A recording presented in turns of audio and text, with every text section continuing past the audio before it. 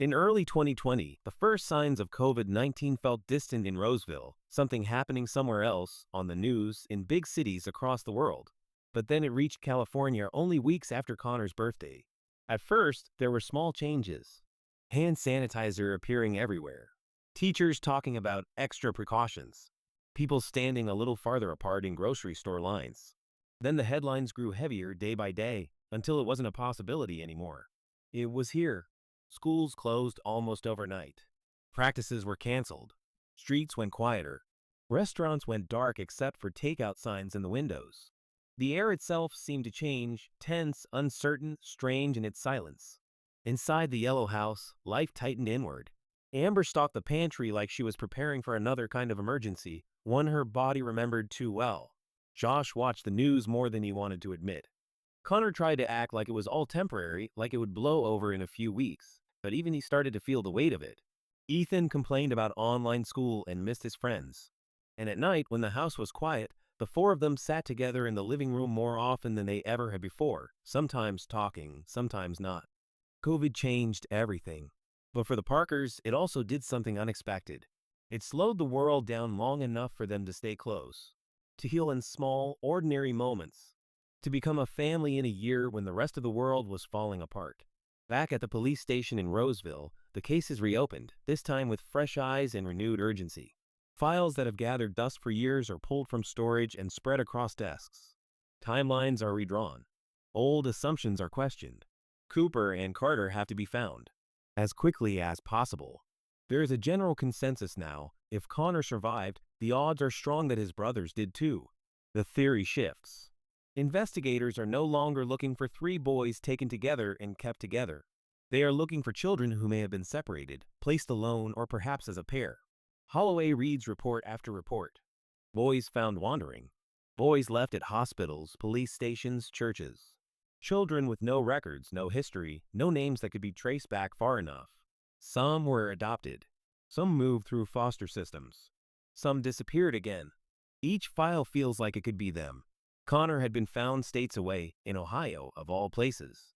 Not nearby, not local, far enough that no one ever thought to connect him to a kidnapping in California. That realization changes everything. Holloway expands the search. Nationwide. Every state. Every database. Every lead, no matter how small.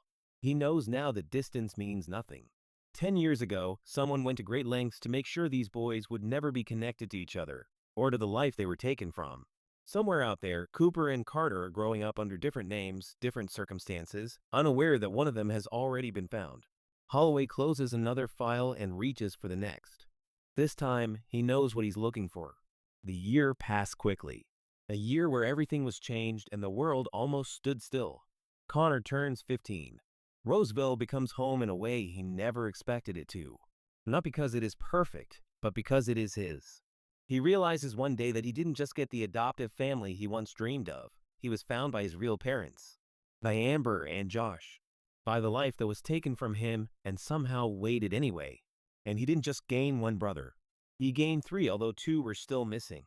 He loves listening to Amber retell the story of how she found him, how she lay in bed on a summer day, how his voice reached her through a screen, how a YouTube channel led her back to her son. She tells it the same way every time, and he never gets tired of hearing it. Each retelling makes the impossible feel a little more real. It hits him then, if he hadn't started doing ASMR, he would still be lost. In the summer 2021, the world changes to normal again after the epidemic. Connor starts high school. He does well, better than anyone expected, maybe even better than he expected himself. He joins the drama club, drawn back to the same love of performing he had as a toddler, the same instinct to step into the light. On stage, he feels whole, seen. His YouTube channel never really slows down. It grows with him. He doesn't do ASMR anymore. He posts Brother Q and A videos with Ethan, their dynamic easy now, teasing, laughing, arguing like any other siblings. He interviews Amber and Josh about the kidnapping, about the years of not knowing, about hope and guilt and survival. Those videos hit harder than anything else he's made. And then there are the videos he makes just for his brothers. Cooper and Carter. He posts photos. Age progressions. He speaks directly into the camera, not as a victim, not as a headline, but as a brother asking to be found. He talks to them like he had known them all his life. Amber and Josh continue to update the Facebook page, sharing milestones, birthdays, school plays, quiet moments of healing alongside the ongoing search. The page is no longer just about loss. It's about endurance. Ethan becomes 12. He grows taller, louder, and more confident. Connor watches him become himself with a mix of pride and protectiveness that still surprises him. Christmas 2021 approaches. The house fills with lights and familiar rituals. The yellow house feels warm, lived in, complete in a way it hasn't for over a decade. Amber posts Christmas greetings to Cooper and Carter, and then one cold evening in January 2022, Detective Holloway finds something, a detail, a connection, enough to make his pulse quicker as he reaches for the phone. Holloway doesn't call Amber and Josh, not yet. Instead, he picks up the phone and calls the FBI, the same unit that had been brought in years earlier when the case first went national. This is bigger than a hunch. Bigger than local jurisdiction. The break comes from a report he almost skips past. Almost. November 2009. Utah. A young boy found alone outside a daycare center early one morning, wrapped in an oversized jacket. No adults nearby. No witnesses who saw who left him there. He wasn't crying. Just standing quietly by the fence, watching the door. There was no note this time. But around the boy's neck hung a thin chain. On it, a small metal tag engraved with a single name, Cade. Holloway's pulse had spiked the moment he read it. Connor had been left with a name. This boy had been given one too. The timing fits. November 2009, just months after the kidnapping. The age is right. The pattern is there. One child placed alone. Intentionally separated. Made untraceable. Holloway tries to open the full report. Access denied. The file is flagged, restricted, beyond his clearance. Whatever happened next, where the boy went, who took custody of him, whether he was adopted or moved through the system, is sealed behind federal permissions Holloway doesn't have. He leans back in his chair slowly, staring at the screen. Somewhere in Utah, a boy once known only as Cade had been found. And Holloway knows, with a certainty that tightens his chest, that this is not coincidence. He dials the number for the Federal Bureau of Investigation. "This is Detective Mark Holloway, Roseville PD," he says when the line connects. "I'm calling about the Parker Triplets case. I believe I found something you'll want to see." Somewhere behind locked files and redacted reports, another piece of the past is waiting. Holloway sits motionless at his desk, staring at the image on his screen. It's a still from the report, taken the same day the boy was found. The resolution is poor, the lighting flat and unforgiving, but it doesn't matter.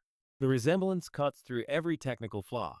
The boy in the photo is small, bundled in a jacket that's too big for him. His hair is light, almost white. His eyes, wide, uncertain, are unmistakably blue. His face has that same softness Connor had at that age, that same shape to the cheeks, the same line of the mouth. Holloway's chest tightens. He pulls up an old photo of Connor Parker at 3 years old and places it side by side with the image from Utah. The match is undeniable. Not just similar. Identical in the way only triplets can be. "Jesus," he murmurs under his breath. The name Cade hangs in his mind like a placeholder, just like Colin once was. A name given, not born with. The pattern is clear now. One boy left at a police station with a note.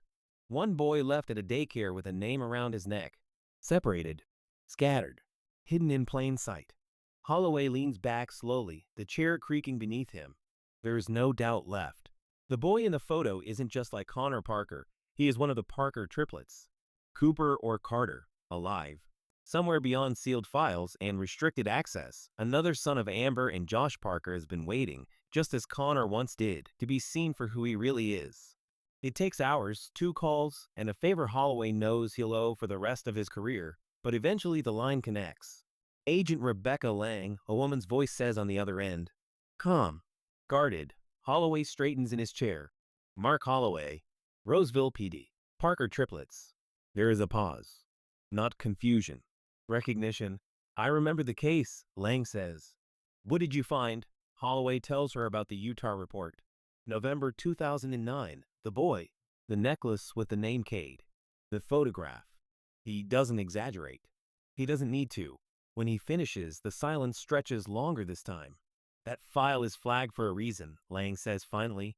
Holloway exhales slowly. "Why?" "Because the child is a physical and sexual abuse survivor," she replies. "And because what happened after he was saved made national headlines." Holloway grips the edge of his desk. He was involved in one of the largest child sexual abuse cases in U.S. history, Lang continues. The words land heavily. The boy, Cade as he was known then, was placed into a situation everyone believed was safe. It wasn't. When the truth came out years later, it triggered a federal investigation that exposed systemic abuse across multiple states. Holloway closes his eyes briefly.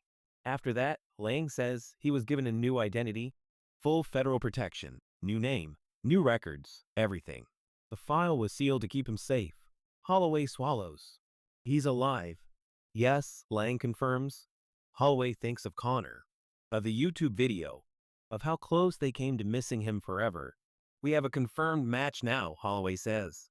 Connor Parker was found in 2019. DNA confirmed. If this boy is his identical triplet, then we can reopen the sealed identity, Lang finishes. Her voice hardens with resolve. I'll start the process on my end. But Holloway, if this is who you think it is, bringing him back into the light will change everything, for him, for the case. Holloway looks again at the photo on his screen. The small boy with blue eyes and a borrowed name. He deserves to know who he is, Holloway says. Agreed, Lang replies. The call ends. Holloway sits back, heart pounding. One son has been found. Another has been hiding in plain sight, protected, broken, alive. A few days later, the file is fully open to Holloway. He closes his office door, sits down, and begins to read. Cade was adopted quickly after being in foster care under a year. Scott and Laura Hudson. Married, seemingly stable, living in an isolated area outside Salt Lake City. On paper, they were ideal, experienced adoptive parents with two older also adopted boys aged 7 and 9 already in their care. Home inspections noted a well-kept house, orderly routines, polite answers. Nothing that raised immediate alarms. But the reports that follow strip that illusion away piece by piece. Inside the house, Laura ruled through fear. Absolute control. The boys were subjected to constant physical and psychological abuse. Punishment was arbitrary, cruel, and prolonged. When they disobeyed or simply irritated her, they were locked inside a closet without food, sometimes for days at a time. She mostly used a cane to hit them, sometimes a leather belt. Behind the house stood a trailer. Holloway's hands begin to shake as he reads. Scott used the trailer as a place of unspeakable acts. What he did to the 3 boys there defies language. He recorded the sexual abuse and uploaded it to the dark web. The material was later shared on many sites across the dark web under the name Trailer Boys. Other men were involved. Some came alone. Others brought children with them. Holloway has to stop reading. He presses his palms to his eyes, but it doesn't help. Tears spill freely now, blurring the words when he looks back at the screen. He remembers the case. It broke across the country in 2016, one of the largest child abuse cases in U.S. history. The arrests, the shock, the sheer scale of it. Scott Hudson had been sentenced to life in prison. He never served it. He was killed behind bars. Laura Hudson received life as well and was transferred to one of the most secure women's prisons in the country, where she remains. 18 men spread across multiple states were arrested and convicted in a coordinated operation. Cade had been 10 years old when the nightmare ended. He had lived in that house for 6 years. 6 years in hell. Holloway leans back in his chair, chest aching, throat raw. He thinks of Connor, safe, loved, surrounded by family. Then he thinks of the boy once called Cade, one of the Parker Triplets. Found, survived, and broken in ways no child ever should be. But one question remains. Which brother was it? Cooper or Carter? Holloway goes back to the beginning. Not the reports about Utah. Not the abuse case. The Parker Triplets themselves. He pulls up the original medical files, the intake notes from when the boys were born, the pediatric records Amber had clung to for years. Cooper, he had a birthmark, small, brown, unmistakable, on the back of his hand. A detail noted more than once because Amber worried about sun exposure. Carter, no visible distinguishing marks. Nothing that set him apart physically from his brothers. Holloway exhales slowly. DNA alone won't help here. Identical triplets. A genetic match would only confirm what he already knows. The boy once called Cade is a Parker boy. But not which one. He picks up the phone again and calls Rebecca Lang. She doesn't ask him to repeat himself this time. She makes a few calls of her own. Quiet ones. Careful ones. When she calls back, her voice is firm. Medical records from his time in protective custody, she says. Full physical exams. Scars documented. Birthmarks noted. Holloway holds his breath. No birthmark on the hand, Lang continues. None at all. Never has been. Holloway closes his eyes. The pieces slide into place with a terrible, devastating clarity. Cooper had the mark. This boy does not. Then it's Carter, Holloway says quietly. Yes, Lang confirms. Cade Hudson, now Caden Reynolds, must be Carter Parker. Holloway leans back in his chair, the weight of it pressing down on him. Connor has been found. Carter has been found, after surviving something no child should ever endure. And Cooper. Holloway opens his eyes again, resolving hardening. One brother remains. Holloway learns more about Carter, now known as Caden Reynolds, piece by piece. Carefully, Caden Reynolds lives with a foster family in Stockton, California. Painfully close to Roseville, his foster parents are named Michael and Susan Reynolds. They are trained specialists licensed to care for children with severe and complex trauma. They don't take many placements. When they do, they commit fully. They only had Caden since he came to them. Caden has lived with them for 5 years. Since he was 10. By every professional measure, he has come a long way. He attends high school. His grades are solid, better than solid in certain subjects as math and language. Logic-based courses. Areas where rules make sense and outcomes can be predicted. But the trauma is still there. Deep. Layered. Caden doesn't trust people. Not really.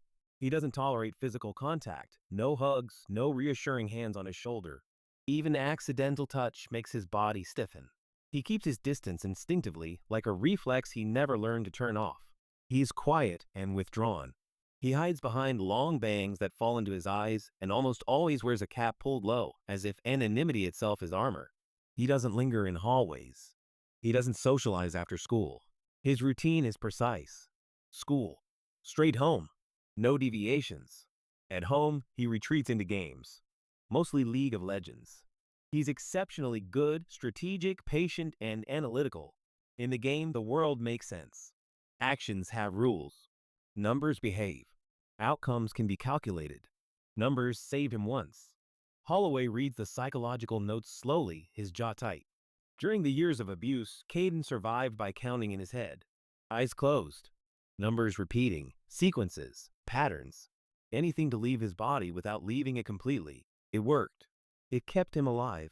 Caden still uses the same technique when panic threatens. Counting grounds him. Words, too. Letters, systems.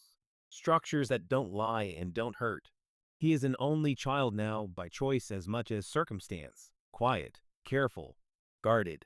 And he lives less than 2 hours from the family that has been searching for him since he was 3 years old. Holloway leans back in his chair, the weight of the irony pressing hard against his chest. Connor survived by being seen. Carter survived by disappearing. Bringing Amber and Josh together with Caden would not be anything like reuniting them with Connor. Holloway knows that from the start. Connor had been open, curious, ready, hurt, yes, but able to step forward. Caden would not be. Caden had survived by retreating, by controlling his world down to the smallest detail. The truth, delivered the wrong way, could fracture what little safety he had built. Holloway thinks about it for days. How to approach it. Who should speak first? What words could exist that wouldn't feel like another violation? In the end, he starts where Caden's life actually is. He calls Michael and Susan Reynolds. They agree to meet one quiet afternoon at their home in Stockton. The house is modest, calm, and deliberately uncluttered. Nothing loud. Nothing sudden.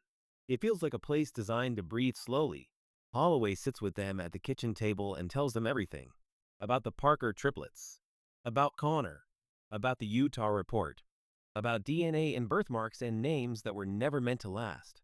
Michael listens with his hands folded tightly together. Susan presses her fingers to her lips, eyes filling long before Holloway is finished. "We've followed the case," Susan says quietly when he's done. "The triplets. We watched the press conference. We saw Connor." She shakes her head, stunned. "It never occurred to us." Michael exhales slowly. "But now." He gestures vaguely toward the hallway, toward the room where Caden spends most of his time. "If you move his hair," Susan says softly, "if you could see his face properly." The realization settles between them, heavy and undeniable. "He looks like Connor," she whispers. Holloway nods. He is Connor's brother. Carter, silence stretches. Not resistance. Not fear. Something closer to grief. for the boy they love, and for the boy he used to be. He can't be pushed, Michael says finally. If this happens, it has to happen on his terms. I agree, Holloway replies. They talk for a long time after that. About Caden's triggers, his boundaries, what he knows and doesn't know about his past. About how carefully the truth will have to be layered, not dropped all at once. There is one thing they all agree on without hesitation. The press cannot know. Caden's past, that past, must never become public. Not headlines. Not speculation. Not curiosity dressed up as concern. Before Holloway leaves, they reach a decision together. Holloway will inform Amber and Josh, and then all five of them, Michael, Susan, Amber, Josh, and Holloway, will decide a plan, slowly, carefully, centered entirely on Caden's safety. As Holloway drives away, he feels the weight of what lies ahead and settle fully on his shoulders. Connor was found by being recognized. Carter will have to be found by being protected. Before Holloway leaves the Reynolds house, movement catches his eye. A figure passes through the hallway like a shadow, quick, silent, head down. The boy doesn't look at him. Doesn't acknowledge the stranger sitting at the kitchen table. He doesn't ask who Holloway is or why he's there. He simply moves past. Hoodie pulled up, cap low, long hair falling forward like a curtain. The front door clicks softly behind him. Footsteps. Then the faint sound of a bedroom door closing at the far end of the hall. Holloway doesn't turn around. He doesn't stare. He doesn't follow. He knows. That's Caden, Susan says quietly, almost apologetically. He just got home from school. Holloway nods once. His chest feels tight. He has seen thousands of children in his career, angry ones, scared ones, defiant ones. But this is different. This is a boy who has perfected the art of not being seen. Carter Parker, alive, right there, and completely unreachable, for now. Holloway thanks Michael and Susan, keeps his voice low, his movements unhurried. When he steps back outside, the late afternoon light feels too bright, too ordinary for what he has just witnessed. As he gets into his car, one thought settles in with painful clarity. Finding Connor had been about recognition. Finding Carter will be about patience. On the drive home, Holloway keeps his eyes on the road, both hands steady on the wheel.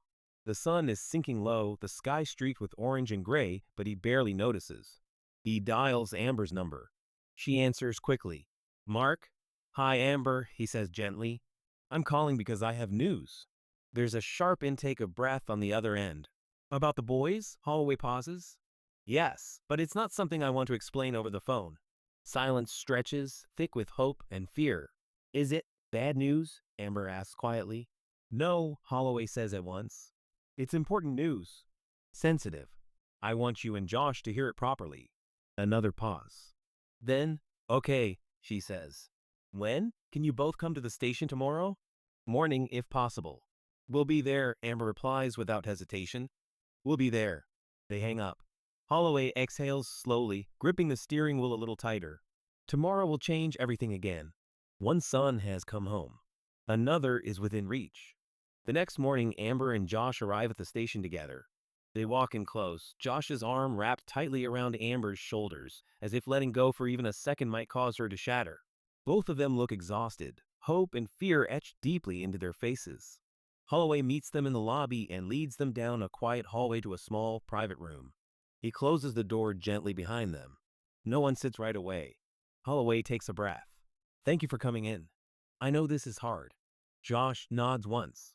Amber presses her hands together, knuckles white. I'm going to say this carefully, Holloway continues, because what I'm about to tell you is a lot. He looks at them both. I believe I've found Carter. Well, it's already confirmed through DNA. He matches Connor exactly. The words hang in the air. Amber lets out a broken sound, half gasp, half sob, and Josh tightens his grip on her immediately. His DNA has been in the system for years, Holloway says softly, but it was tied to a sealed federal case. That's why there was never a match. Not until we knew where to look. Amber shakes her head, tears already streaming. He is alive? Yes, Holloway answers. He doesn't rush what comes next. He tells them slowly. About the boy once known as Cade. About Utah. About the Hudsons. About the abuse. About the trailer. About trailer boys. Amber breaks completely. She folds forward, hands covering her face as sobs tear out of her. Josh holds her, but his own composure is slipping. his jaw trembling, tears running freely down his cheeks. "We remember," Josh whispers hoarsely. "God, we remember that case." Holloway nods. "It ended in 2016. Carter was 10. He survived 6 years of unimaginable abuse." The room is filled with quiet, broken grief. When they can finally listen again, Holloway continues. "Carter is safe now," he says firmly. "He lives with a foster family trained to care for children with severe trauma under a new identity. His name is now Caden Reynolds. He's been with them for 5 years." Amber looks up, eyes red and swollen.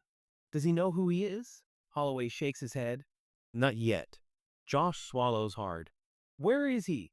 "He's in California," Holloway replies. "Not far from you, but I can't share the location yet. His privacy and safety come first." He tells them about Carter's life now. His routines. His silence. His mistrust. His fear of touch. How he hides behind his hair and his cap. How numbers and words became his refuge. Amber listens through tears, one hand pressed to her chest. "My baby," she whispers. Holloway meets their eyes. He's alive. He's intelligent. He's strong. But he's deeply traumatized. Reuniting with him will take time, patience, and care. This cannot be rushed. Josh nods slowly, grief hardening into resolve. "We'll do whatever it takes." Holloway inclines his head. "That's why I wanted to tell you in person. The next steps have to be taken together. Carefully. For Carter's sake." The room falls quiet again. Two parents holding each other, grieving not just the years they lost, but the pain their son endured alone. And yet, beneath the devastation, something else is there. Carter is alive. Holloway waits until the worst of the tears have passed before speaking again. His voice is gentle but firm. "There's something I need to ask of you," he says. Amber looks up immediately, fear flickering across her face. Josh straightens, bracing himself. "For now," Holloway continues, "you can't tell Connor or Ethan, not yet." Amber's breath catches. "But Connor has been searching for his brothers for years." "I know," Holloway says softly, "and this will be the hardest part. But Carter's situation is very different from Connor's. He doesn't know who he is. He doesn't know he has a family. And his past. It makes him extremely vulnerable." Josh nods slowly, understanding beginning to settle in. "If this comes out too fast," Holloway says, "if it reaches Connor or worse, the media, before Carter is prepared, it could re-traumatize him. It could destroy the sense of safety he spent years building." Amber wipes her cheeks with shaking hands. "So we wait." "Yes," Holloway replies. "We wait. We plan. And we do this the right way." He leans forward slightly. "That also means keeping the press completely away from this. As far as the public is concerned, nothing has changed. Connor is still the only triplet found." Josh exhales sharply. "The media has been circling us for years. Which is why this stays confidential," Holloway says. "No posts, no hints. No well-meaning relatives who almost say something. Carter's identity, his location, and his history must remain sealed." Amber nods, tears slipping down again, but her voice is steady when she speaks. "We'll protect him, even if he doesn't know it yet." Holloway gives a small nod of approval. That's exactly what he needs right now. He stands, signaling that the meeting is nearing its end. "I promise you," he adds quietly, "you won't have to keep this secret forever. But until Carter is ready to hear the truth, and until we know how to tell him safely, this stays between us." Josh pulls Amber closer, resting his forehead briefly against hers. Two parents carrying hope and heartbreak in equal measure, preparing to love a son who doesn't yet know their names. A few days later, Holloway arranges a meeting. Amber and Josh arrive at the station together. So do Michael and Susan Reynolds. The 5 of them sit around a table in a quiet conference room, the door closed, the blinds half drawn. No uniforms. No press. Just people bound together by a boy who doesn't yet know how many lives are holding space for him. Susan is the one who speaks first. Her hands tremble slightly as she folds them together. "Caden," she says softly. Or, "Carter." She takes a breath. He's gentle, very quiet. He notices everything, but he rarely says much. Michael nods. He doesn't trust easily. It takes a long time for him to feel safe with someone. Susan continues, her voice careful, measured. He has severe anxiety around physical contact. Even something small, like a hand on his shoulder, can send him into panic. We never touch him unless he initiates it. Ever, Amber's hands tighten in Josh's sleeve. Her face has gone pale. He doesn't do hugs, Susan adds quietly. Not with us. Not with anyone. Amber lets out a sound she can't stop, somewhere between a sob and a breath. She presses her hand over her mouth, tears spilling freely now. Josh pulls her closer, but his own eyes are wet, unfocused. He's anxious, Michael says gently, hypervigilant. He always sits where he can see exits. He startles easily. Crowds overwhelm him. Susan swallows hard. But he's incredibly smart. Numbers calm him. Words too. He loves gaming, strategy games. They give him control. He used to give the best hugs, Amber says suddenly, her voice cracking. Amber's tears spill over. Before everything. Amber's body shakes as she sobs openly now. Her mind can't reconcile it. The toddler she remembers, warm and trusting, with the trauma Susan is describing. I just want to hold him, Amber whispers. I want to tell him he's loved, that we never stopped looking, that we missed him every single day. Her voice breaks completely. And I can't do any of it. Josh presses his forehead to hers, tears sliding silently down his face. He says nothing because there are no words that won't break. Holloway lets the silence sit. This grief needs space. Susan reaches for a tissue, wiping her cheeks. He doesn't know how loved he is, she says softly. But he is, deeply. By all of us. Amber nods through tears. She straightens just a little, pain settling into something harder, steadier. Then we'll learn how to love him the way he can handle, she says. Even if it takes years. Holloway watches them quietly. 5 adults, hearts broken in different ways, united by the same promise. Carter Parker will never be alone again. They talk for a long time before the decision is made. Every possibility weighed, every risk named out loud. In the end, there is only one path that feels right. It will be Michael and Susan who tell him. He trusts us, Michael says quietly, as much as he trusts anyone. Susan nods, wiping her eyes. If this comes from strangers, or from people who are already emotionally loaded for him, it could feel like another loss of control. Amber swallows hard. The instinct to be the one to tell him, to claim him, to say I'm your mother, burns painfully in her chest. But she knows they're right. He needs safety more than he needs us right now, she says softly. The plan takes shape in careful layers. Michael and Susan will tell Carter the truth gently over time, not all at once. They will start with facts, not emotion. With reassurance. With certainty. They will tell him that his name at birth was Carter Parker. That he was one of 3 identical brothers, Cooper, Connor, and Carter. That Connor was found years ago, alive and loved. That there is also a younger brother, Ethan. They will explain the kidnapping. Not in graphic detail. Not yet. Just enough for him to understand that what happened to him was not his fault. That he was taken. That he was never abandoned. And they will tell him this most important truth again and again if necessary. His parents never stopped looking for him. For more than a decade, Amber and Josh searched, hoped, waited. They kept his room. They kept his place in the world. No one gave up on him. Susan's voice trembles as she says it out loud, as if practicing the words she will soon have to say to him. We'll go at his pace, she promises. If he needs days between questions, we'll give him days. If he needs silence, we'll sit in it with him. Josh nods, his jaw tight. And if he wants nothing to do with us, he doesn't finish the sentence. Amber does. Then we'll still be here, loving him from wherever he lets us. Holloway watches them, quiet and resolute. This is not an investigation anymore. It's a handoff, from systems to people, from files to families. When the meeting ends, nothing feels resolved, but something feels right. Somewhere in Stockton, a quiet boy with long bangs and guarded eyes is about to learn that his life began somewhere else. That he was wanted, that he was searched for, that he belongs to a family that has been holding space for him all along.